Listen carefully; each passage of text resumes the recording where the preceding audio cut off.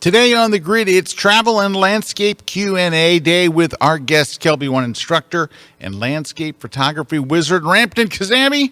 Plus, I've got a report on my workshop for last week in Las Vegas. Mr. Kuna will not be here today. More on that in a moment. Plus, we've got some news. We've got an insane amount of stuff to give away to somebody watching live on the air today. It's going to be a fine, fine day on the grid, and it all starts in just 23.2 seconds. Let's go! Grid is brought to you by Platypod, the tripod alternative that is changing the world. Everybody has a Platypod. You should too. Go to platypod.com. Hey, everybody. Welcome to another live episode of The Grid. Must be Wednesday around 1 o'clock on the East Coast. East Coast. Anyway, welcome. We're very glad you're here today. Lots to talk about. Mr. Kuna is not here today. He's sick. He has an absolutely raging STD, and he's got a really bad, cold and flu thing going on. He's a mess. I think with all the stuff that he's been doing, right? He had all the hurricane stuff and then another hurricane stuff and then all this stuff. And then we had to go to Vegas for a week and stuff. Something got him. And he's just, I talked to him on the phone last night. He did not sound good. So no Mr. Kuna today, but we will cover for him, no problem. We do have a special guest joining us in the second segment and on, Ramtin Kazemi, who you may know him. A lot of people know him from his classes on KelbyOne. Tremendous photographer and a post-processing wizard, lives up in Canada. Shoots amazing landscapes, does amazing post-processing stuff. So today we're doing an open Q&A, answering your questions about landscape and travel photography, where you can talk about gear, we can talk about post, we can talk about all kinds of stuff. So that is what's coming up today. A couple little housekeeping things. First, we're giving away a bunch of stuff today. We're giving away the Crush the Composition, my brand new ebook. That is just on composition, but it is not the rules of composition. The very last chapter of the book, I mentioned them just briefly, but it's all the other stuff that they never talk about. I don't know why, but it is an ebook now. The print book is being shipped from South Korea, where all books are printed. All right, so we're giving away that. We're giving away a copy of On One's No Noise 2024, which is excellent. I use it daily. And it is really, really fantastic. I went from never using noise reduction to using it all the time because it's just so good. So we're giving away a copy of that today. We're going to give away a V-flat from V-flat World. So V-flats are these things here. We use them in our own studio. I just used them on my last shoot. And they're wonderful. They do all kinds of stuff. Go to vflatworld.com and just look at what you can do with a V-flat. Because you're thinking, oh, it's a big reflector. Oh, it's way more than that. Anyway, but they're great. Now, to win this, it has to be U.S. shipping only, because we have to ship you this big V-flat. All right, but you can use a discount. There's a discount code. Use Kelby10 at checkout, right? And you get 10% off. That's it for the V-flat World. All right, we're giving away a... Retouch for Me. We're giving away their Heal app. Now, this is another one I use. Now, this is high-end retouching stuff. It is so good. This is I'm really serious about retouching. It's not a one-app solution that just does a kind of meh job. This is really, really good. So, and they're giving away what's called their Heal app, and it is outstanding. You can also enter the promo code Kelby20 at checkout. You have to go to promo.retouch4.me. And then enter that code Kelby120. That's at promo.retouch4.me, and you get a 20% discount.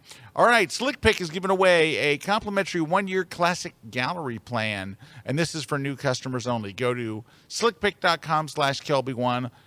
This is a company that literally just focuses on making websites for photographers. Mine's there. Everybody you know is there. Yours can be there. And it's very inexpensive. And hopefully somebody will win one today. And we're giving away a Platypod elbow, which is this thing here. That thing right there. We're giving away one of those. We're giving away a Platypod elbow today. So you can use it with your Platypod to elbow up stuff. Actually, to make things, more flexible and easier and taller and everything else. Okay. That's what's going on as far as giveaways go. Hey, we have a very big conference coming up in December, and People are signing up for this thing left and right. You don't want to be left out. All of a sudden, everybody just decided, hey, I should go to this thing. It's the Wildlife Photography Conference. It's all online. It's 2 tracks plus a pre-conference day, 2 days, 2 tracks, ton of great instructors, and you get the whole conference archived for a year. So it's going to be great. We've got some wonderful photographers, and you're going to learn so much. And so that's coming up, and it's save $150. Register now. That's December 10th and 11th. There's pre-conference sessions, and then look at all these classes. Look at all these classes. And then there's a day 2. That's just day 1. There's bonus sessions and all. It's going to be a lot of fun. So there's day 2. 2 tracks, and you get all of this archive. So that's coming up. Also, I have a workshop coming up in Antarctica in February. I'm going with a whole bunch of people from the Munch Workshops and a bunch of instructors and a bunch of cool people. They rent the entire ship.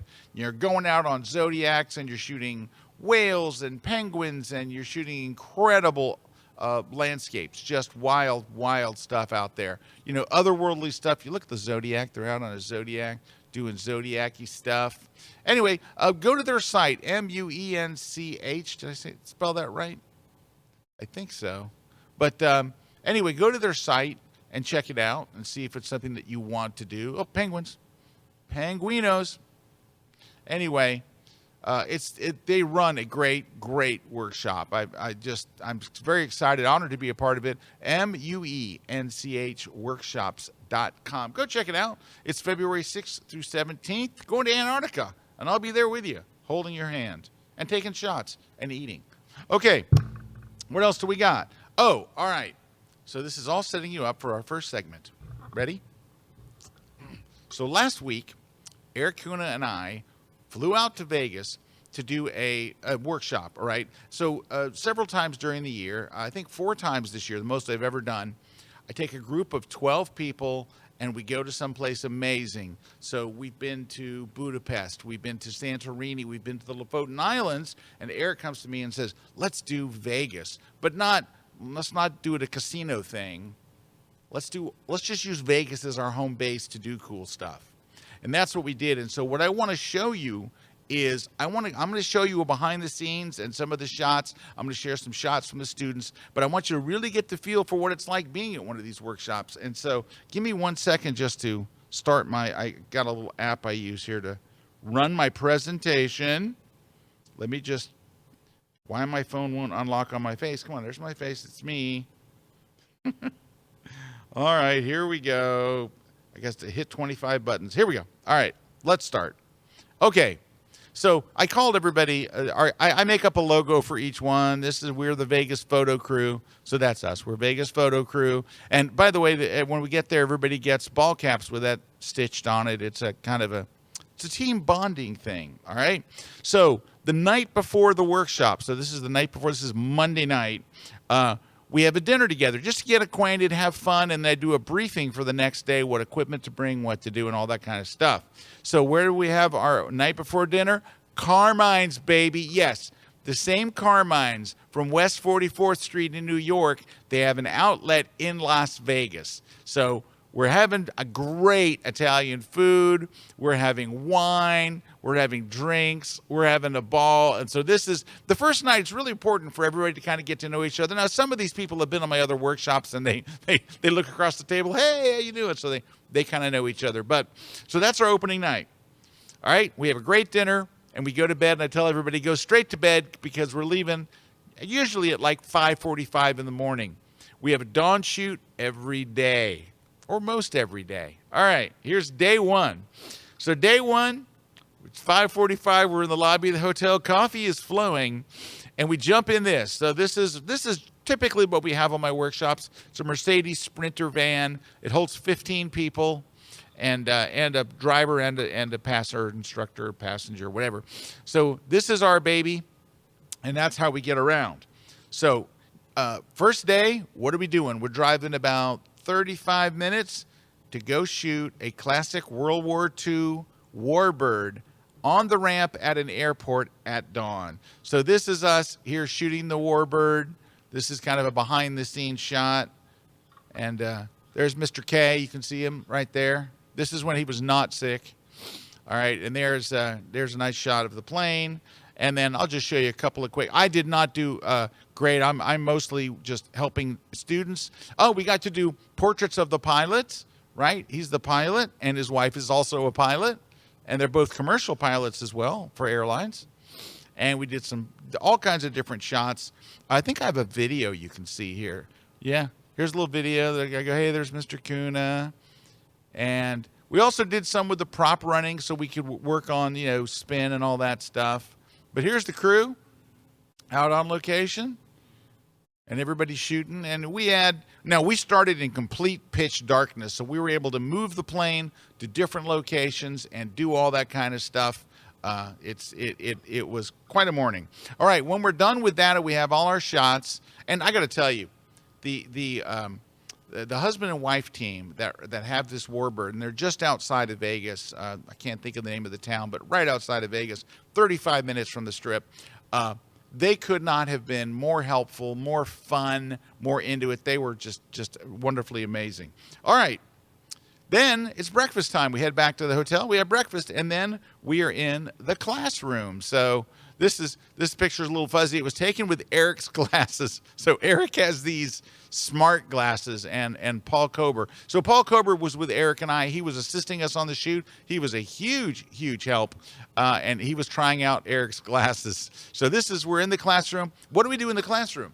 So we come in from our shoot in the morning, right? We have breakfast, then we go in the classroom and we edit our images. We work on our images, we edit them, and then everybody has a USB drive, a different color one that I give them, and they give us their best 3 images from the morning, and we do live in-class critiques, right? So we go through that. Then I do a teaching session, or Eric might do a session on editing Milky Way shots, or whatever depends on what we're doing. We do that all the way up until lunchtime, and then we have a long siesta where we break for 5-6 hours until it's time for sunset.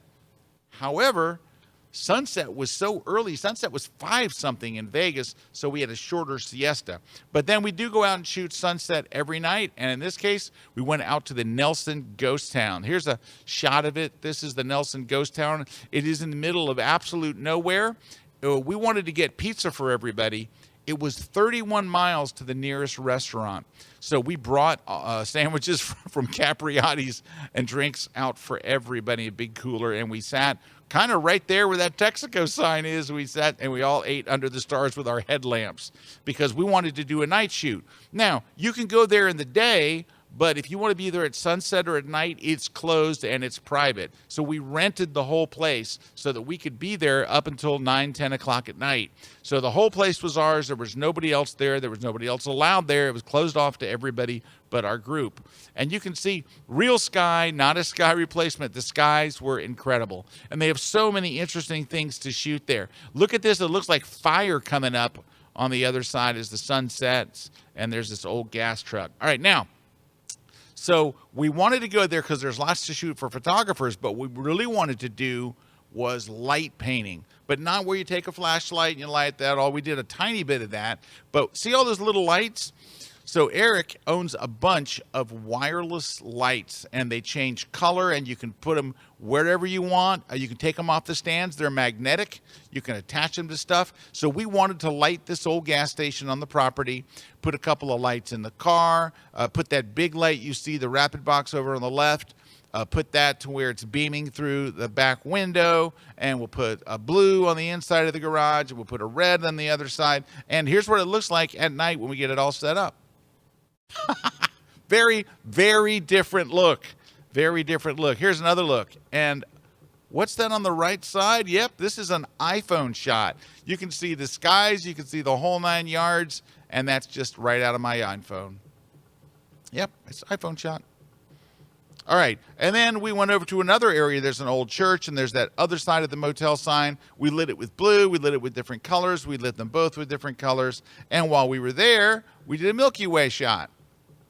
So we did a lot of that stuff. We were there till late at night. We didn't get back till after 10 o'clock.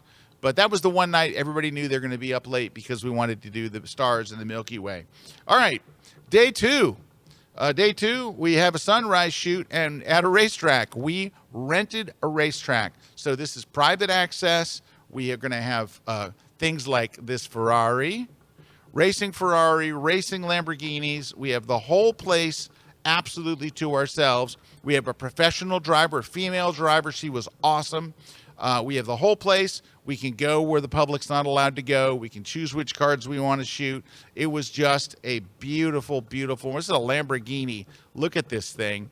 And now you can go out to this racetrack and you can go for $500. You can go 4 laps in here. But we had a driver driving for us so we could practice our panning. Because remember, one of the things that we're supposed to do on my workshops, we put the work in workshop, Eric and I always say, is to challenge you and try different things you haven't tried before, like shooting an airplane at dawn or shooting race cars. Now, we set up and did static shots like you see here. Oh, by the way, what? iPhone shot, boom. Here we are out shooting, to give you an idea. This is that Lamborghini, which got a matte finish, which we thought looked really great in pictures. We tested it out because Eric and I visit every location we're going to before we're there to find out where's the best shooting spot, where's the best light going to be, and we set everybody up to where they're going to have a great experience and get great shots. And then now it's up to, composition and settings and focal length and all that stuff. But that gives you a pretty good idea of us out there shooting. You can see everyone's kind of spread out doing their own thing and getting low. That was the thing. You got to get low. That's a video from Paul Kober, who was assisting us, as I mentioned. All right, and then here's another shot.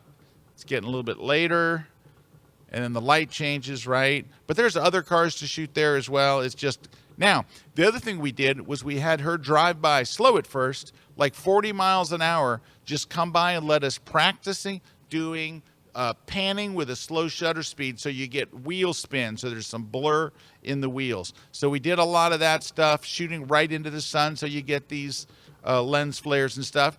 We also got to do, that's right, portraits of the driver.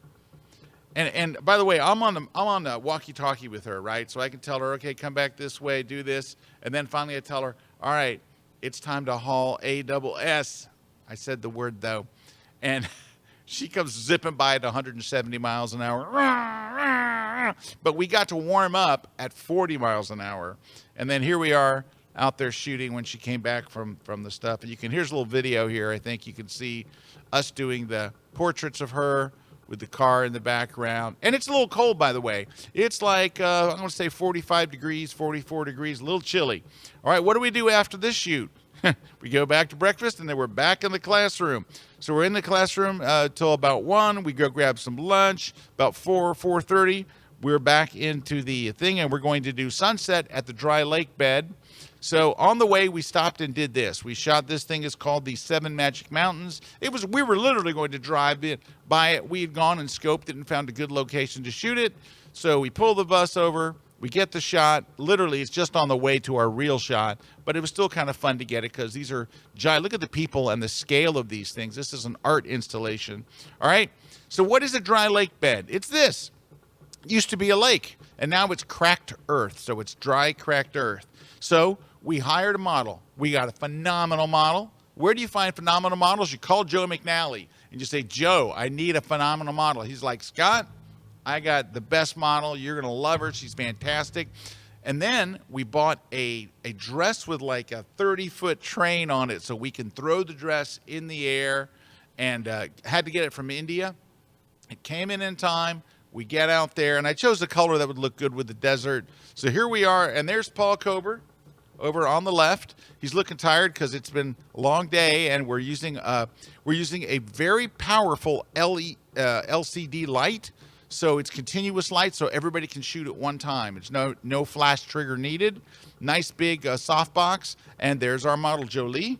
All right, here's what it looks like when we're out there, and I'm kind of telling everybody, here's how we're going to do it. These are the settings we're going to use.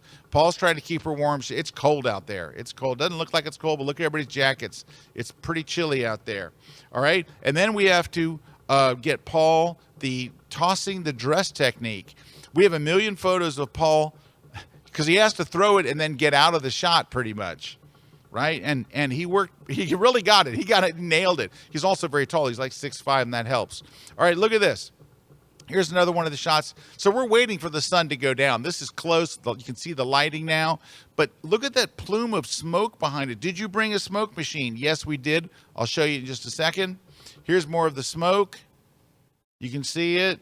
And then this is Paul. Oh, yeah, look at this one. This is me just going really quickly through. Here, let me show you.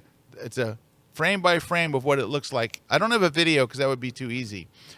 Here's Paul throwing it again. I love his facial expressions when he throws them. He always looks stunned. All right, now we're setting up. We're shooting in this one direction, and now this is what we've been waiting for. This is the sky we've been waiting for to do our shoots. And then, we start. I haven't edited these. These are just, I didn't have time. But you get the idea. They're still pretty good at coming out of camera. This one is, I think, an iPhone shot. How do we make the smoke? With our smoke machine. Here's our smoke machine. It's a Nissan Armada. And Eric Kuna would get in it, and he would drive. And Eric's like this. He's not just driving straight. He's trying to kick up as much dust as possible behind the model. So he would go around and go all the way around, and he's slipping and sliding through the desert, and smoke is coming up. And it looks great. It comes out, And here's another behind-the-scenes shot.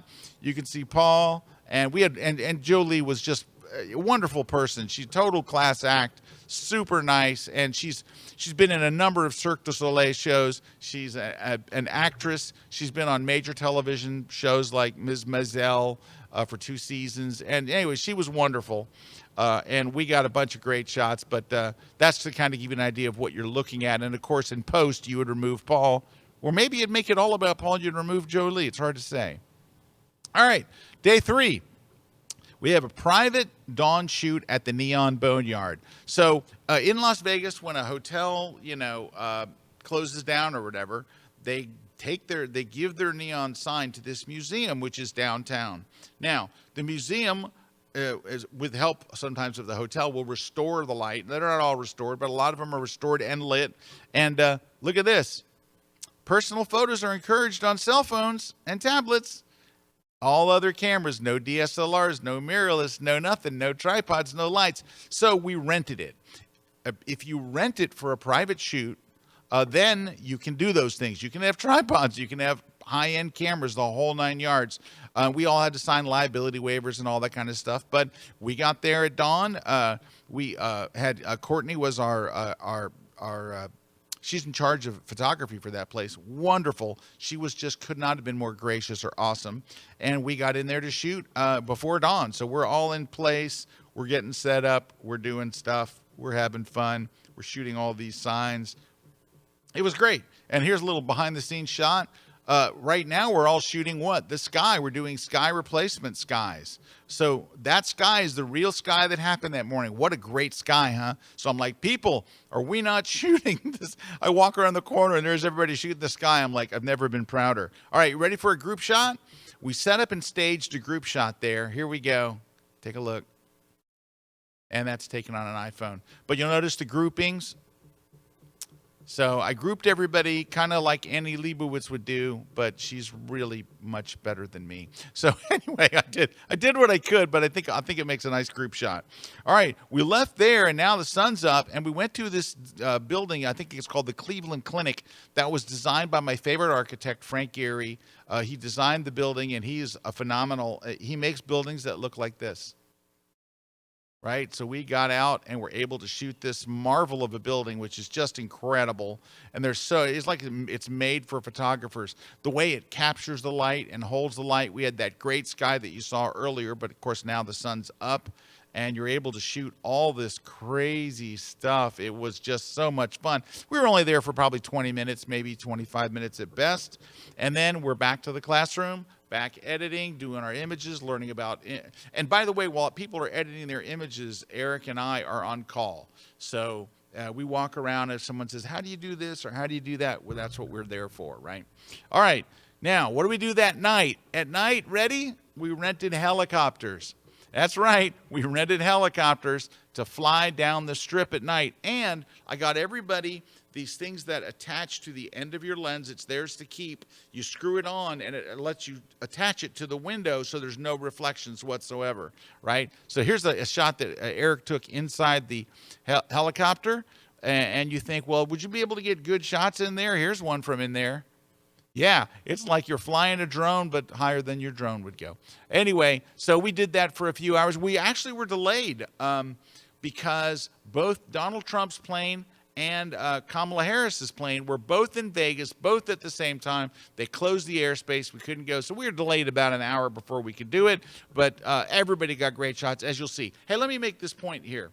The shots that you're seeing are my stupid shots because I'm not really there to shoot. Like, I'll go take a picture so I can walk around to the group and say, here's kind of what I was talking about. Here's what I'm thinking. Here's what I'm seeing. I'm trying to show them either on my phone or on the back of my camera, here's what how I'm envisioning this shot. Because sometimes I'll tell them, hey, let's do this. Now, everybody shoots their own stuff too, but that's my job, is to teach this, right? And I just did a book on composition, so I'm trying to show people, consider this, or what about this, right?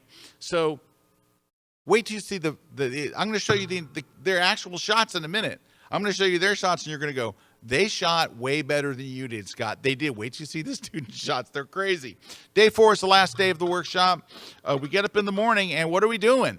We're going to the 41st floor of the Cosmopolitan Hotel in Las Vegas. Why the Cosmopolitan? Why the 41st floor? Because it has an outdoor, if you buy a suite, you can ask for a specific room.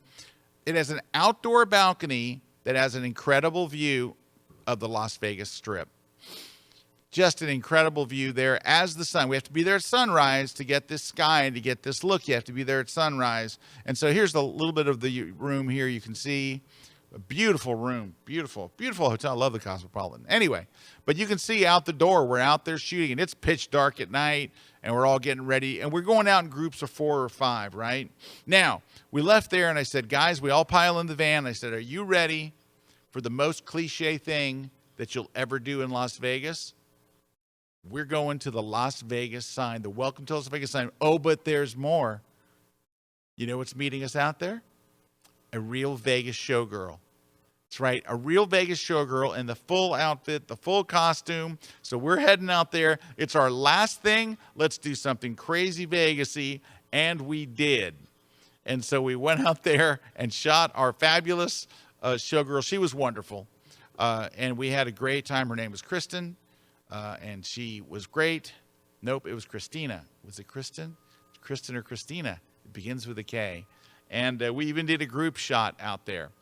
All right, then we go back to the classroom. We're doing edits. We award the best photographer of the week with a special, award. And it's wonderful. We have a great time. And then we have a farewell luncheon. So the luncheon's on me, like the opening dinner's on me. The farewell lunch is on me. And it's basically, we're all just talking about the week and laughing. We're all friends now. Everybody knows everybody. And we picked a great restaurant. It's a classic old Vegas restaurant. The Bootlegger has been there forever. And believe it or not, it was walking distance from our hotel. How lucky did we get? A great Italian restaurant, just wonderful food and wonderful service, and just a really great place and a neat place to end our workshop. Now, want to thank Eric, the Real Rocket Man Kuna, and Paul Babybird Kober, who provided additional behind-the-scenes shots from the ones I get. Now, we got to take a break in just a minute, but before we go to break, I just want to show one thing, and then we'll go to break. I know we're over time because the word break time keeps getting larger and larger on my screen over here. It's like 300 point now, but I'm on a roll. I can't stop now. All right, so here's the thing. One of the things that I tell the students on day 1 is I give them an assignment. It's a magazine assignment. And since we're usually shooting travel photography, I kind of look, we're going to get all the hero shots, right? We're going to get the racetrack and the Nelson and all that. I don't tell them that up front, but I tell them we're going to cool shoots. But there's more to the travel photography. There's the food and there's all these other things. So I tell them we're going to shoot, and then at the end of the week, I'm going to put your photos into magazine layouts. So I made these Photoshop templates, and these aren't ones I bought. These are ones that I made and created from scratch in Photoshop. And then I take the photos that they turn in on Thursday night and on Friday morning, and I put them into these, and each person gets their own group. Now, I pared these down. They get about 11 spreads, I think is what they get. I pared some of them down here so you're not seeing duplicates and stuff. But I want to show you the students' shots in the magazine assignments. Now you're going to see the good shots because they did phenomenally well. All right, let's take a look at the magazine assignments, all right? First person up is Bill. And I make a cover shot. Look at that. Look at that Ferrari. And then spreads. Look at that. There's one of the portraits. Look at that. There's from that window, and of course you've got the, so there's some, here's some from Dan, all right? Nice cover shot. Great Ferrari. Aha, an oasis in the desert. Nice smoke machine. Look at this plane shot. This was voted by the students as shot of the week. Congratulations, Dan. Then we got some helicopter shots. And just lots of cool. Look at this. This is from the balcony when we first got there before the sunrise. Look at that. Great job. These are from David. David's got one of my favorite shots. I'll show you which one it is. All right, that's really nice. Great cover shot. Look at this one. This one really got me. I was like, I never thought to shoot it wide. Look at that. I think that's a really, really great shot. There's another Ferrari. Some shots at dawn. He's got the Milky Way. A little bit of everything. There's another really nice shot. And good portrait there. All right. Well done. All right, Denny. Here's Denny. Denny did really well. Look at that. Look at that portrait. Look at that smile. Very photogenic pilot right there. And I love this one. She's very, somber and, very peaceful looking shot. And then there we are inside the neon boneyard and out at the stuff. But look at this nice shot. Everybody got great shots from there. Diane. Here's Diane. Completely different shots. That's what I find interesting is we're all shooting in the same place and people are getting very, very different shots. Look at that one. That's nice. Love that one. That's her pose there. That's one of the best poses for sure. And there's one of the shots I was talking about, the waiter bringing the food to the table and that kind of stuff. And then other shots that talk about we didn't go to there. She went there on her own because you're supposed to do that during the workshop. In that time that you have off, you're also supposed to go out and get other shots using the things that we talked about. And look at these. Very, very different. All right, JP. Let's look at JP stuff. JP somehow managed, because you're forbidden to take pictures in a casino, and they allowed him to do it. You'll see in a minute. Look at that one. Nice. Great smoke behind her. I love this down low. Look at that shot. That's really great. That's nice. Look at these. How do you get these in a Vegas casino? I don't know, but they let him. This is that Frank Gehry building, which I think is just an amazing thing. And a couple of our showgirl. All righty. Ooh, that's nice. Oh, that's nice. All right. Here's Kent. And nice cover shot. Ooh, nice Ferrari. Nice wheel spin. Great portrait with a light on this. And this was a neon sign. He turned it to black and white and inverted it. And look how cool that came out. Oh, nice light. Ooh. And that's a very nice shot of the plane. Ooh, that's a good one. Ooh, he was firing on all cylinders. All right, here's Russ. Ooh, perfect cover shot.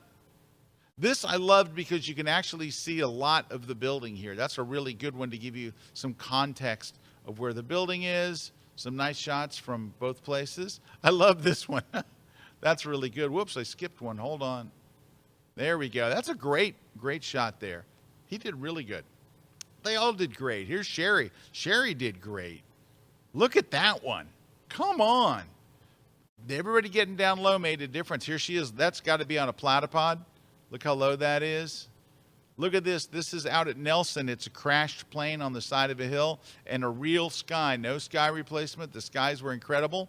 I love this. She really did great, right? That's in the neon boneyard on the right. And then on the left, of course, the driver. She was wonderful. And this is where we stopped. And hers is terrific, way better than mine. Steven did great. Look at this cover shot. All right, great plane. I love this one. I love the balance in this one. The balance is so good. And look at this one. Real sky and a really cool looking bus. I just wish it said nervous mother driving at the front. Really nice portrait of one of our pilots. That's phenomenal. These are so much better than mine. I know that's what you're thinking, but that's my job, is to get them to get great shots, not for me to get great shots. All right. Here we go. Who was this, Susan? Right, Susan. All right. Susan did really good. Look at that. Come on. Nice shot of the Ferrari. Some of that neon. Look at this gas truck. It's not on fire, but it looks like it. Look at this black and white of the plane. I thought that was really, really good. And the Sahara sign. Nicely lit. This is just all good. And look at the close-up of the shoes. Who thought to do it? Nobody but Susan. Well done. And look at that night shot from the helicopter. All right, there you go. And Teresa, look at that. Look at that shot, cover shot. Wonderful pose. I love this one. This one just, this is what we went out there for. I'm really enamored with that shot. How about this one? I mean, we're all right there and we're taking different shots, and I love that. This is one of those ones where she was turning the barrel as she shoots. Very creative. She's a very creative photographer. Really, really good. And there's some helicopter shots. And that's the end. Come on. Did they kill it? They killed it. They absolutely, I'm so proud of them. We had such a wonderful experience. It was the greatest group of people. Eric Kuna worked his butt off so much that he got sick. But thanks to Eric and Paul, who gave me a lot of behind-the-scenes shots. And thank you for letting me tell the story. For those of you who've always wondered, what are those workshops like? There it is. Hey, Stu. Stu has been to one of my workshops. He said, we put the work in workshops is an understatement.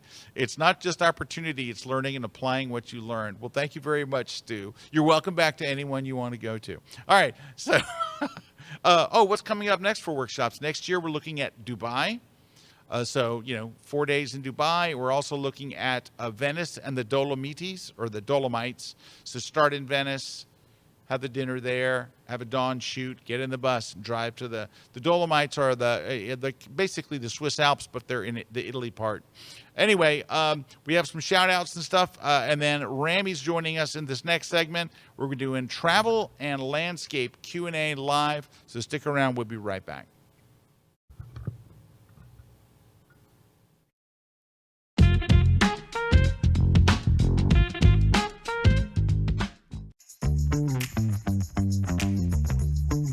Master the art of wildlife photography. Join us at the 2-day Wildlife Photography Conference by KelbyOne. Over 20 inspiring sessions. Learn from world-renowned wildlife photographers, underwater techniques, wildlife portraits, bird photography, macro photography, best camera settings, editing tips and photography ethics. Capture the wild. Your best wildlife photos are just one conference away. You know that we do a lot with lighting in our work, right? And I love to find the contrast in my lighting. And it means that, high contrast lighting often means that I'm using several strobes. For example, one strobe from one side to light our model and one strobe from the other side to, for example, give an accent, lens flare or whatnot more. But there are also a lot of people that don't own two strobes, or maybe you're limited on your location and you can only use one strobe, right? So we thought it would be a great idea to go back to basics and start a class with using one strobe. But I thought, you know what? We can do a lot of different setups with just one strobe. But let's throw in a little bit of a curveball. Let's also talk about modifiers, what you can do with the modifiers and how you can create mood, contrast, and maybe in the end, add a second strobe to create some extra impact in your images.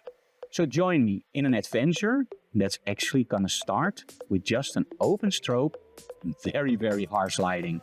Are you ready for it?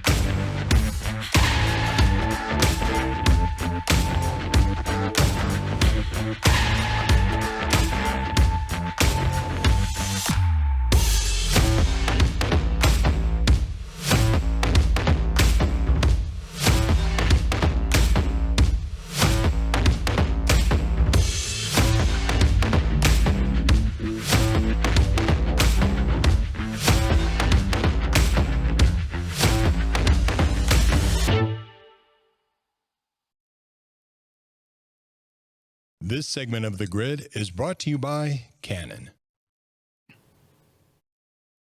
Hey, we are back, and got a couple of quick shout-outs. Rampton is standing by, but right now, just shout out to Monica in central British Columbia, Canada. Morning from a very snowy Larkspur, Colorado. Kathy's here. Welcome, Kathy. Claudia's here from Toronto. And Thomas is here from Dusseldorf, Germany. I've been to Dusseldorf, great place. And Sandy's here from Halifax, Nova Scotia. I got some quick comments, too. John Duke says, I cannot wait for the Wildlife Photography Conference. What an amazing lineup of instructors. Thank you, John. I think it's going to be great. We've done one before, and it was a huge hit. I think this one's going to be even bigger. Cammy says, wow, that gas station shot turned out great. Well, you know what? Mr. Kuna knows how to do a night light. He really does. I got to choose the colors and kind of, but it's Kuna's show, man. I'm like, okay, can you put one over there? But he kept having, it was like a magic hat where he pulled, want another one? Oh, I got another one. How about this one? What about this? So he has, I think he brought either 7 or 9 lights. We only used about 5. But we also lit, you didn't see it, but we lit a barn too. There's a barn, 2-story barn that we lit with a light coming through the cracks in the barn. It was wild. Jerry wants to know, what's the name of the attachment for shots through the windows? Hang on one second. I'll pull up the name of it here. Hold on. Let me find real quick. Yeah, it's called the Easy Hood. It's called the Easy Hood. If you want to take a look on screen here, it's this thing. It's the Easy Hood. Easy Hood. That's it. It's the Easy Hood. And it just, screws right onto your camera. It does a great job. It doesn't. You can shoot through glass. In my New York workshop, we went to an observatory, and you put it on the glass, and people were getting shots. You wouldn't even know there was glass at all. It's really, really good. How far outside of Vegas do you have to go to get dark skies? All right, Doug. Eric would tell you, if you really want the real deal, he would probably tell you 2 to 3 hours, because Vegas is very bright. However, we were about 45 minutes, maybe an hour outside. So we didn't go quite as far as what Eric would do. If he was doing a Milky Way workshop, he would take you further out. All right. I have Rampton on the line. Rampton, are you there? Where is he? There he is. I'm here. Wow, your video is so crisp. It's so clear. Yes, it's really nice. Well, I got Starlink now, so. Oh, you got Starlink. Okay. Well, it looks terrific, man. It looks like you're right here in the studio. Well, glad to have you. And where exactly are you in Canada? Right now, I'm somewhere in the middle of Ontario, closer to Quebec border. So. All right. Well, for those of you who are not familiar with Rampton's work, his stuff is crazy. Oh, there we go. And he has a style that people just love because his images are very sharp and then they're also soft at the same time, which I think is a really, really neat post-processing thing. And you're like, well, is he going to show how to do that? We have classes. We have many classes with Rampton on KelbyOne on the shooting and exactly his post-processing, how he does it from start to finish. And obviously, he's a great photographer. So if you start off with a great photo and then you apply, really good post-processing, this is the kind of stuff you get. And I did a workshop with Rami. I did one. I went up to Calgary, and I met him in the Banff National Forest. And I spent a few days freezing my butt off with Rampton and doing things I've never done before because I'm from Florida, and I was walking with snowshoes on, which I hated. Yeah. Walking on the ice, I was nervous the whole time. Everywhere we went. So, Rampton, when's your next work? You got another workshop coming up? Yes. So I actually do have a special for the folks that are watching the grid right now only. I have 2 spots left for January coming up, and that would be $400 off on the price that you see on the website, only for the guys that are watching the grid. Just basically email me and through the website and say you've been watching the grid today, and I'll take care of you. So that's coming up in January. 2 spots left. And yeah, so I think that's when I went. gonna be awesome. I think I went in January. And it was That's correct. and Yes. it was fantastic. I mean, he knows all the spots. He's going to show you his post processing. It's a bit of you work, you get up early and you're out there in the right light, but that's the whole idea, right? You're out there in the right light, and I loved Exactly. it. I had a wonderful time. And, Yeah, we and- always have a lot of fun. So Oh, I yeah. mean, last year we had a polar vortex which got a little bit colder than usual. So usually that only happens every few years. So this year I think it's safe to say it's going to be pretty good. So Oh, good. What's your website, Ramy? it's rammyk.com, rammyk.com. And again, like I said, this $400 off. I'm not advertising it anywhere, but just for the grid guys Oh, today. thank you. Just let me know. Yeah, so just let me know that you've been watching the grid, and then we'll I have 2 spots, and yeah, it's gonna be fantastic. So Wow. And I love the Canadian Rockies are just amazing, and you do such a great job with them. So we're doing landscape and travel Q&A. So if you guys have questions when you're watching anything about landscape photography or about travel photography, just pop it in there. Also, anytime you ask a question, of course, you're entered. So the way to win the prizes, of which we listed at the beginning of the show, you get entered to win by just posting any kind of comment. However, tell us what you want to win. Like, say, I want to win the platypod, or I want to win the book that could crush the composition, or just tell us what you want to win so we don't send you something stupid, send you something you actually want. All right, Ramy, now can I go with the first question? absolutely. All right. I always find it fascinating, the gear that you use. All right. What are we shooting now? So are you still on Nikon? Yes, I'm still on Nikon. So I have the Z8 as my main camera now, and it's doing fantastic. As far as lenses go, there are lots of options, but I basically for landscape photography, honestly, the main thing is you want to cover anywhere from 14 to 400. That's my main thing. I always That's a throughout the lot. yeah, I mean that's the thing. That's the one thing I learned with landscape photography is, I just want to make sure that I cover everything. Now, of course, there's going to be certain time when you know that you're going to go to a specific location where you know that what, maybe it's not a place for it to take a long lens out, or it's going to be an absolutely one location that's going to have an ultra wide lens or whatever. But most of the time, especially if I'm doing a scouting trip that I don't know, I always make sure I cover everywhere from 14 to 400. So there are lots of lenses, lots of things available now these days, and the lenses are lighter. And the cool thing about landscape photography is you don't have to get the holy trinity and expensive lenses. You could just yeah, I got the 14. You can get the 14 to 24, and then Nikon has this 28 to 400, which is the f8 or f4 to f8, but it's light and it's incredible because you can go all the way from 28 to 400. It's a small lens, and then you combine that with the 14 to 24, and that's all you're going to need. So Yeah. nowadays, there are lots of options. That's pretty good. 2 lenses. I like 1 or 2 lenses. That would be a setup I could live with. Hey, Doug has a question here. Doug's asking, what's the best way to protect your camera from the cold weather? So, to be honest with you, I do nothing other than making sure that the battery is the only thing that you're going to see that's going to not last as long.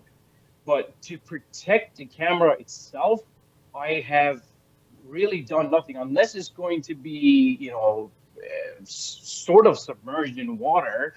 You obviously want to make sure that it's not submerged in water. But other than that, these cameras, even from the back in the DA50 days, like the DSLR days, now I have not noticed that these cameras can take a lot of beating. So I don't really do much. I just basically use them. That's that's it. Yeah, so there's no special precautions. But Ramy, I think when I was going to your workshop, because what you said about the batteries in the cold, they go way faster.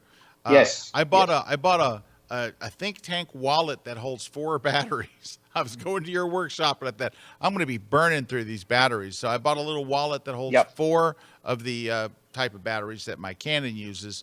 And you said you're on the Z8, is it? Correct. Yes. Zed. Is Okay, it? how do you spell Zed? Is it Z-E-D? It's just We just call Z8. it the Z8 here in America. It's Z8 right Yeah, there. Right there, buddy. Robin has a question. Robin says, what do you think of the Canon R7 with the RF, so the lens that's for mirrorless? It's about the question, is about the lens. The 18-150 for landscapes. 18 to 150. That's, I mean, for me personally, honestly, it really depends on where you're going to shoot. For me personally, if I wanted to get that super ultra wide look, I don't necessarily consider 18 to be ultra wide. It's a wide angle, it's nice, but I don't consider it to be ultra wide. So it's definitely a great lens for your arsenal to have, but depending on where you go, I'd also have maybe even a cheaper prime 14 millimeter, because you can spend like $400 maybe on a prime lens just to have that 14 in your bag, and then the 18 to 158 was it? Yeah. Also, Yeah. Rami, I just looked it up. That's not a full frame camera. The R7, the Canon R7, is an APS-C. So that 18 is really more like a 24. So there you go. Yeah, it's like a 24 to 220 or something. I'm not sure exactly of the math, but it's not. 18 is reasonably wide, but not on an APS-C sensor. So, Robin, I'm with Rami. You need something wider. You need maybe a lightweight prime. That you would need like a 12, right? Yep, On an 12, APS-C? yeah, something like that. Yeah, they have that usually, that 12 on an APS-C. That's the thing with APS-Cs, is that I didn't realize that camera. It's been a long time. I haven't used Canon gear, so I don't know necessarily the exact name and model. So I didn't realize that it wasn't a full frame camera. Yeah, I'm looking here. I'm on B&H's site. Then I see a 50. I'm not. There's a 24. There's a nice kind of pan 24. For one, well, that's not a mirrorless lens. Yeah, you're gonna have to look around to find this one. It's not jump. Oh, here's the 10 to 18. It's Canon. Here we go. All right, we've got it. All right, it's it's 10 to 18. Perfect. Yeah, that's pretty good. Add that one to your list. That's pretty good. Free delivery overnight. Yep. They got these babies in stock. $299. That's pretty good. I would just make sure that it is an APS-C lens. That's what I searched for. It is an RF, so that's good. But I want to see that it is an APS-C. I like B&H because they the way you can, it's such an easy system to search. You just select your camera, you select your mount, you select your full frame or APS-C, and then you can see everything that's available. Yes, and this is an APS-C. All right, so Robin, we got your lens. You want to shoot landscapes? This is the one. It's the $299. It's 9% off right now. Thanks for the 9%. It's the Canon RF S 10 to 18, f4.5 to 6.3. And like Rami said, you don't have to invest in like a 2.8 or anything like that, because you're probably going to be shooting at f11 or something like that. Yep, exactly. So the thing with ultra wide is when you put something like that, when you put an ultra wide lens, landscape photography becomes so much about including foreground, using your foreground elements to really just bump up that composition. And when you're using an ultra wide lens, it's very, very easy to get really nice stretchy lines that just create a really pleasing foreground element. So that's why I always have an ultra wide with me. Oh, great. Rami, we're going to take a short break. When we come back, we got more questions coming in for you. So stick around. We'll be right back. We're live here on the grid with Rami K.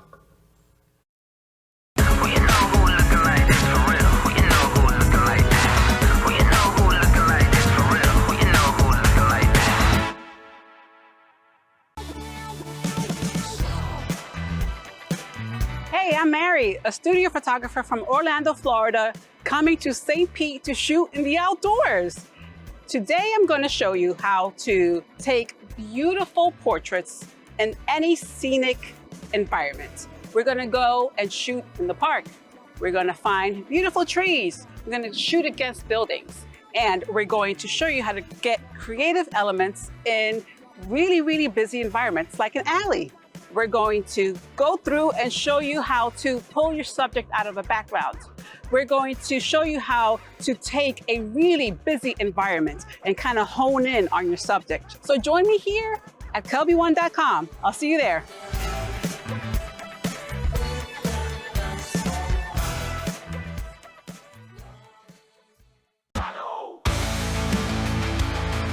Hey everyone, I am nature photographer Ian Plant, and this video is part of Kelby's National Park series.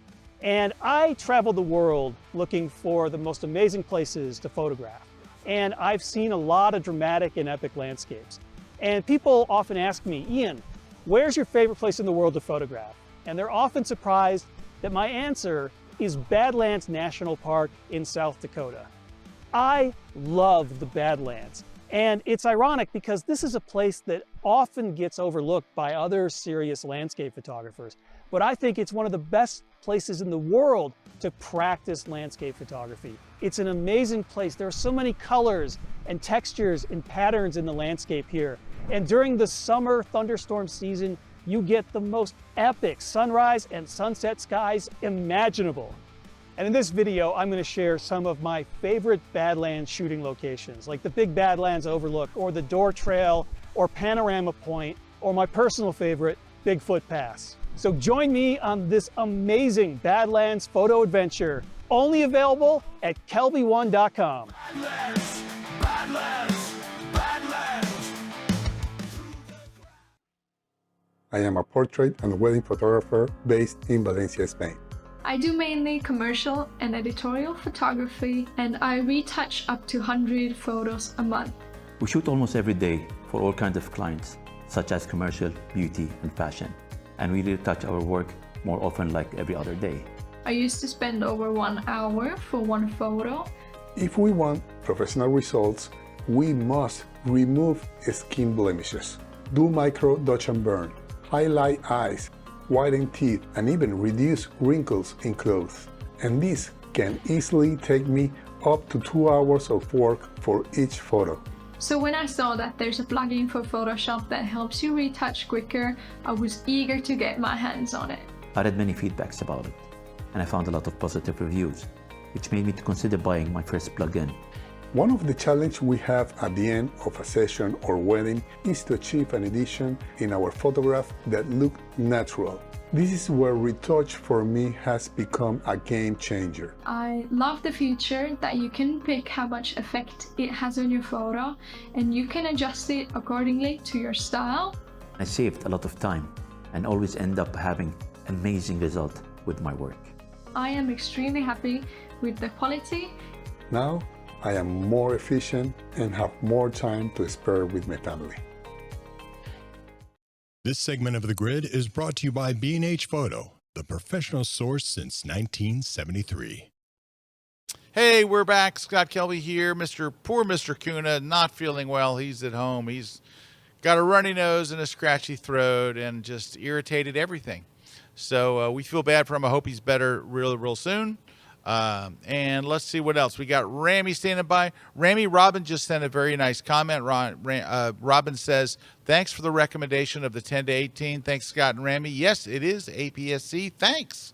And 5 exclamation points, Rami. So we did good for Robin today. Let's say a couple more questions, if you can stick around for these. Philip has a question for you, Rami. He wants to know, do you recommend a tripod or a platypod, or both? I mean, if the platypod is such an easy thing to carry with you in your backpack, and a tripod is a must, so I recommend both personally. If you had to only have one, I would go with the tripod, but I would definitely have both of them if I could, because I mean, it's so easy to put a platypod in your bag, so why not? Oh yeah, and the older you are, the more helpful the platypod is.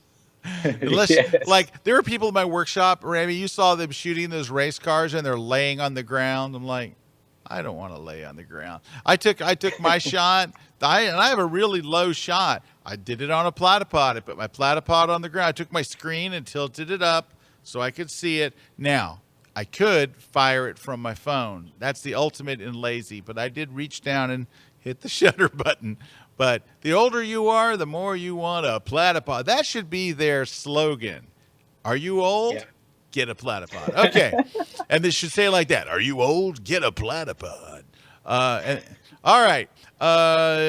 Dean's got a question for you. Dean's asking, when is the best month to go to the Badlands to capture storm photos or to avoid large crowds? So that's from Dean. By the way, you have a workshop coming up in the Badlands, don't you?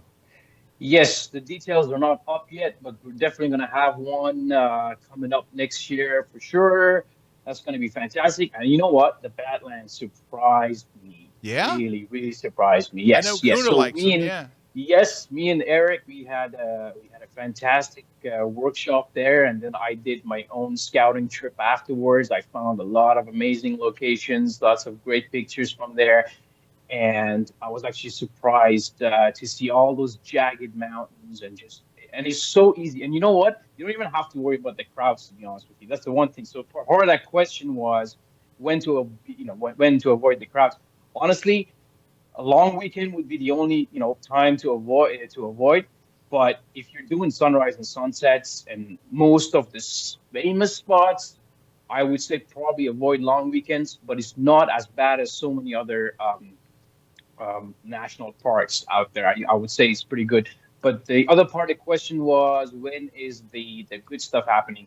Usually early June, I would say, is a good time for those storms. But they could happen anytime throughout the summer, early summer, to the end of the summer also. So it's the monsoon season, but it's more active, I think, around June or so. So. And I think one of your gifts as a photographer is finding great locations. You have a knack for it, of finding the places that nobody else knows about. So when you were doing your scouting, I'll bet you found some killer places out in the Badlands. Uh-oh, did we lose? Uh-oh, there you are. Okay, sorry, we lost you for a second. Can you repeat that question, yeah, please? I was saying, you're really good at scouting. I think that's one of your superpowers is the ability to find places that nobody else has seen. I see your shots, and I'm like, where did he take that? Like, you come up with shots that, okay, is this the Badlands here? This is the Badlands. That's correct, yeah. Wow. Look at that shot in the top right corner. Can you go to the one in the top right? Hit the little X, go to the top right corner, right there. Was this taken on the surface of the moon? Yeah, I believe it or not, that shot is literally right off the trailhead, like maybe about a 2-minute hike. And it's like, you can even see the people there. So, wow, see a 2-minute hike? That sounds like my kind of hike. That's my favorite kind. 2 minutes, 3 minutes. I'm all about it. Oh, wow, these are beautiful. Yeah. You're making me want to go. Oh, you're making me want to go to the Badlands. That looks like an ultra wide. Ooh, look at that. With the Milky Way? Absolutely, yep. Wow, these are, seriously, this is making me want to go to the Badlands. Let's go. All right. Jeffrey's got a question. Jeffrey's asking, do you focus stack your images? Do you do focus stacking? And let me just explain for those who don't know what focus stacking is. Focus stacking is when you really want to create maximum depth in a photo and there's something in your foreground. You'll focus on that, and then you'll move your focus point a little further, and then a little further, and then to the mountains, and then to the background, and then to the sky. And your camera, most of today's cameras have that built in. You can turn it, it'll go click, click, click, click, click, click. It'll take however many shots in 7, 8, 9. So that's what focus stacking is. So back to the question to Ramy. Ramy, do you use focus stacking? Yes, I absolutely use focus stacking. So focus stacking is, it really depends on basically how close your first foreground subject is to your lens. So if it's not, if it's too close to your lens, and even at f16, if you focus on that, your background is going to be blurred out and it's not going to be in focus. So absolutely, I do. And especially if you're on an ultra wide angle, you can get away with a lot more. But as soon as you zoom in a little bit, like 24, even 35, or even more, like, as the more you go, then the harder it is to capture everything in focus. So definitely something to keep in mind as a landscape photographer, to focus like 100%. All right. Another question. EA Collins wants to know, are these all real skies, or did you do, well, I mean, they're all real skies. You didn't generate them, but do you do, I guess what he's asking is, do you do sky replacement? Yes, so I do sky replacements. However, for landscape photography, so I would say if you look at my gallery online, I would say about 80% of my work that you see on my gallery are actual skies from the same scene, same picture. Like that, for example, right now up there is the exact same sky that I was shooting. It's the same one composition. But sometimes if I get good lights but no clouds whatsoever, I usually shoot another photo from the same trip. That's my rule, is I always take the same, if I'm doing a sky replacement, I'm doing it from the same trip, same focal length, the right angle of light and all that. So I would say about 20, maybe maximum 20% of my stuff is probably sky replacement. Okay. There's a question from Pharrell that asks, what is the toughest location you've filmed? Oh, this is a good one. The toughest place you've shot. The toughest place, I would say probably the Yukon. I'm not gonna lie, because we have to not only there's no roads, we have to chopper into the place. We have to stay in tents. It could get down to -8 Celsius at night. It's in the middle of the tundra. You're beside grizzly bears. That would be probably the toughest place. I would say the Yukon. Wow. Now, did Eric do one of those with you where you guys had to chopper in or sleeping in tents and all that stuff? No, but Eric did one of my trips of the Canadian Rockies. That was the very first trip that I did. That was way back in my early times in my career. And I was doing things a little bit differently. Now we have the hotels and the hot tub and the pool and the this and the that. Yeah, I like that. I like that. I like like when I went with you, we had a nice hotel. They had a good breakfast. Yeah. Oh, look at these shots. I love these. See, this isn't the standard stuff we see every day. So we keep seeing Utah and Arizona. It's the same stuff again. Look at that. I mean, this looks like you went to Patagonia is what it looks like. Actually, that's funny you mentioned that, because they call Yukon Canada's Patagonia. Really? They call this specific park, yes, it's called Tombstone Territorial Park in the Yukon. They call it Patagonia of Canada. So are the shots we're seeing from Yukon? Absolutely, yes. These are all from the Yukon. All right, I just want to say this. I'm never going to the Yukon. I don't want to sleep in a tent. I don't want to be 9 degrees below zero. I don't want any of that stuff. I can live without those shots, especially when places like the Badlands and some of the other places have. So do you have a mailing list people can get on to find out when that Badlands workshop is coming on? Yes, absolutely. So again, just go to my website, RAMMYK.com, Rami K. And thank you, Scott, for letting me choose that website. I remember you told me to change my website to that. Yeah, because Kazemi is hard to spell. Ramtin Kazemi is a very hard. I'm like, dude, make it Rami K. And I think you bought the URL while we were sitting there. Yes, we did. I did. Yeah. All right. They can go there and then go to the contact section, and then I'll announce it there. And like I said, we talked about the Yukon and how difficult it is. It's more for the adventurous, but honestly, a lot of my stuff nowadays, like the Badlands, is super easy. Super easy. The Canadian Rockies, again, you've done it, so you know how easy it is. As long as you're dressing warm, you're good to go. A lot of stuff that I'm doing these days, they're starting to be a little bit easier. I mean, I'm getting older too, so there's that. Oh, you don't even know what old is. All right. Hey, can we see your shots from Switzerland real quick? I saw you had a... Yes. Switzerland would be right. Oh yeah, Switzerland. That's again another easy one. Just a little bit of hiking to do. But other than that, every place that we go to, it's cable car goes all the way up to it. Unfortunately, next year Switzerland is completely booked, so I'm booking for 2026 now, and I have only 2 spots available for that. So Switzerland is the hard look one. at this. Now, did you find That's it. Did you find Switzerland wildly expensive like I did? Absolutely, yeah. Switzerland is not very budget friendly. No, bring your checkbook if you're going, because it's quite expensive. Wow, these are wonderful, Rami. I'm very jealous. These are beautiful. I went to Switzerland. I didn't come back with crap. This is I think I should go back now. I don't think I can afford it. It's like, wow. These are now. You did some hiking there? Yes. So some of these shots you see. Oh, I know. That's Ludenbrow. Lauterbrunnen. Yeah, I was there. I don't have that shot. Yeah. I have a nice shot from there, but not that.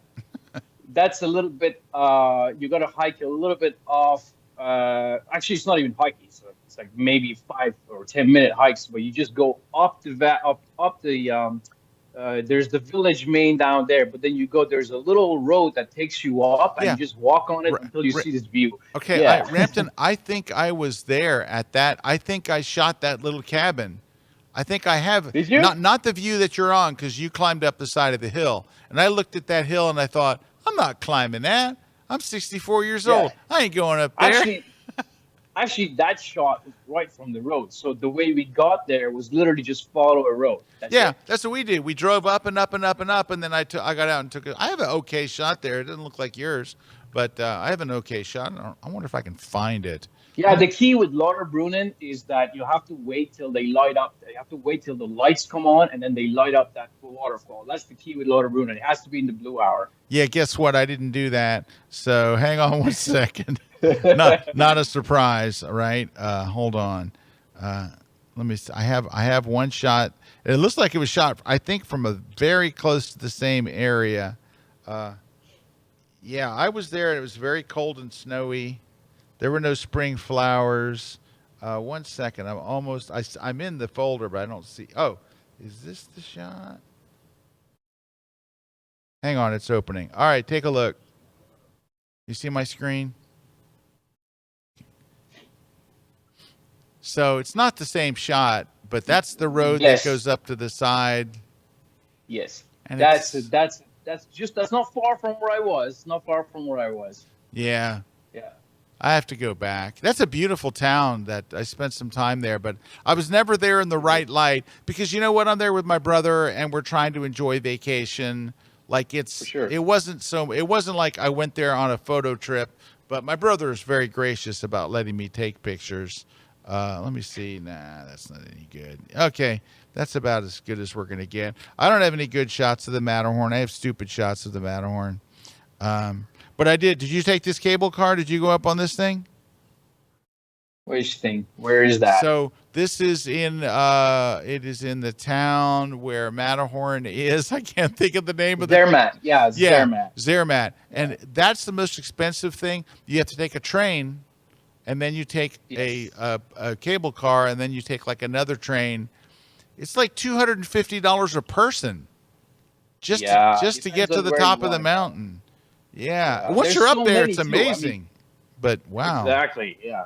There's so many of these spots too. Like when you go to a town in Switzerland and you basically all you have to do is pick a mountain and say, I want to be on top of that. And chances are there's going to be a cable car that goes up there. So it's insane. The infrastructure they have is pretty impressive. You know why? Because everything costs $1 million. All right. We have to take a break. And then when we come back, we are going to give away our prizes and all that stuff. So stick around because some people are about to win some stuff. What?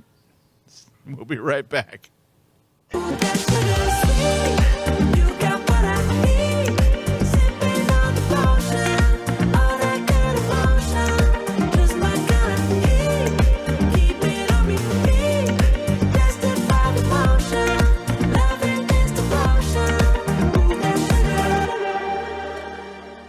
Hi, I'm Joe McNally, and I'm completely excited to talk to you right now, right here, about a class called The Complete Photographer. It's an amazing journey from genre to genre. We did sports photography, we did studio flash, we did location flash, soft light, portrait light, athletic light. We took those principles of the studio out onto location. We worked in hard sun on the beach. We went into establishments and we told the story of a particular shop or shopkeeper in a whole variety of locations. I basically took 40 years of photographic experience and I poured it into 5 days. It's probably the best class I've ever taught. We had an incredible Kelby video team with us every step of the way. So every beat, every nuance, every frame are all recorded, so now it's yours. You can partake in this class as if you were there. It was literally the most complete week of teaching I've ever done, and maybe that's why the class is called The Complete Photographer.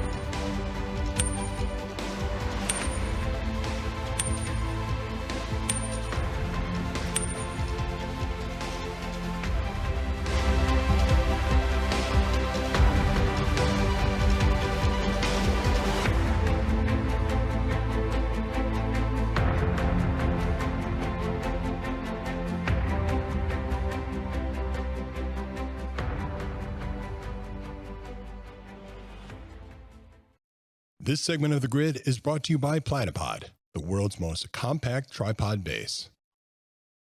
Hey, we are back, and let's give away some stuff. All right, we got some winners of our gifts today. The Platypod elbows going to Dodie Ross. There you go, Dodie. The Crush the Composition ebook is going to Craig Byers, and I have some information about that book here in just a second. On One No Noise plugins going to Jerry King. The V flat is going to Robin C. Look, Robin C's like getting her questions answered, and she got a B flat. The Retouch for Me Heel app is going to Barbara Bloodsworth. Hi, Barbara. And the Slick Pick gallery plan is going to Hal Barwick. So congratulations. All right. How do you get these prizes? You email us at this address. Ready? It's one word, gridprize@KelbyOne.com. Give us your shipping address. We will confirm that you were really the person that won. And then we need to get that by this Friday. So get it in the next couple of days. Real quickly, send us your shipping information, and then we'll confirm that you were really the person that won. And then we will ship that stuff out to you. Rami, what did I want to ask you? Oh, I was going to say, while I was talking to Rami on the break, I got a notification, and it was someone showing that their printed copy of my Crush the Composition book had arrived. They had pictures of it. I can't find the notification now because I wanted to go, hey, I wanted to say hi. You know how your notifications on your Mac come up, and if you click on them, they go away forever? Well, that's what happened. Anyway, I did see a picture of somebody with a printed copy of my book. So they might have ordered it from the publisher. They might have ordered it from Amazon. But I saw a person with the printed copy. How excited was I, Rami? Very excited. Very excited.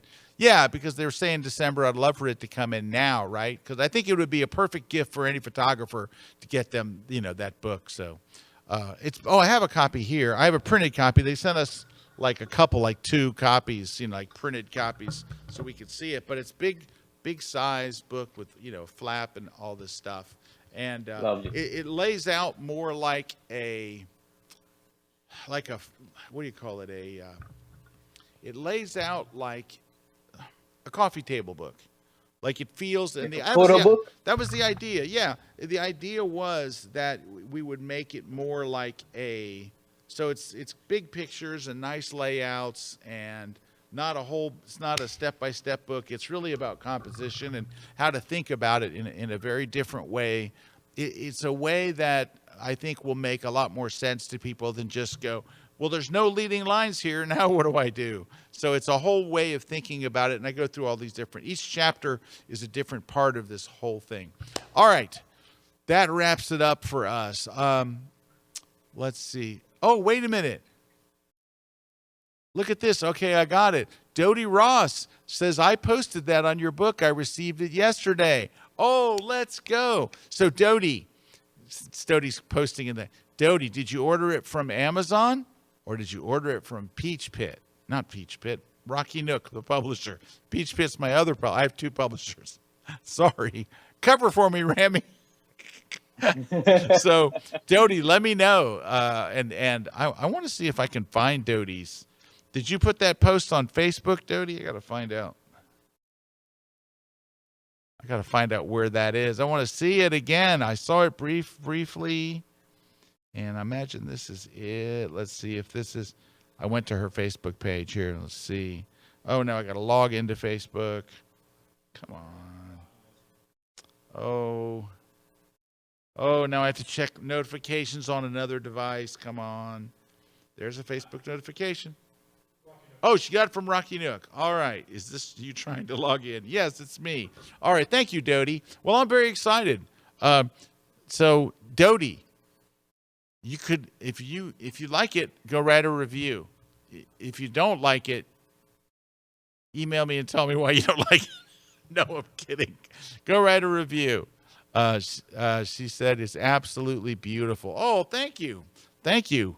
All right, trust this device. Let me see if it's on your Facebook page. I will be very excited if it is. Uh-oh, it's not.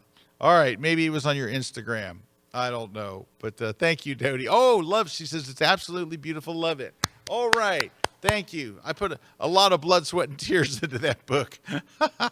All right, Rampton, last chance, because you got 2 spots left for that workshop in January. Guys, I can tell you as a person who went to that very workshop in January, you will come back with incredible pictures, new techniques. There are things that I learned in that workshop I do to this very day. Rampton is a great teacher and a very fun guy. So go there, sign up, and at the very least, make sure you sign up, go to his contact page and sign up so you'll learn about his Badlands workshop, which now I want to go to. All right. And where do they go, Rampton? RammyK.com. RAMMY, the letter K, all one, .com. Correct? That's correct. Yes, that's correct. And just let me know that you've been watching the grid today. Tell me your name and I'll take care of you. Not a problem. All right. That's nice. That's a great deal for grid watchers, man. Thanks for. Yep. You know what? Dodie could buy that lens with that discount and have money left over. So that's a pretty good deal. All right, Rampton, thank you very much for joining us today. It's always great seeing you. I have such fond memories of shooting with you, and you winning. You won a gallery thing here at our studios in Florida, and it's been a wonderful partnership ever since. So thank you very much. Thank you for joining us today.